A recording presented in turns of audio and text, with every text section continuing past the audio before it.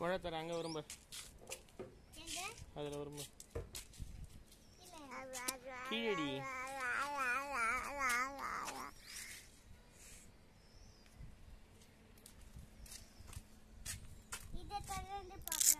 தரனா தான் இங்கே வரும். இது தர உன் கையில் கத்தில் வரும். இரு வர வைக்கிறேன். இது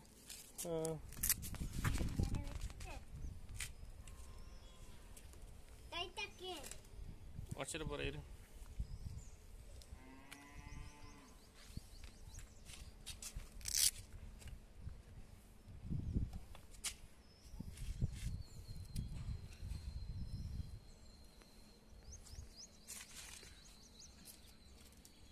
பாம்பாம் செப்பல் கேட்க மாட்டேங்குது, சத்தம் கேட்க மாட்டேங்குது.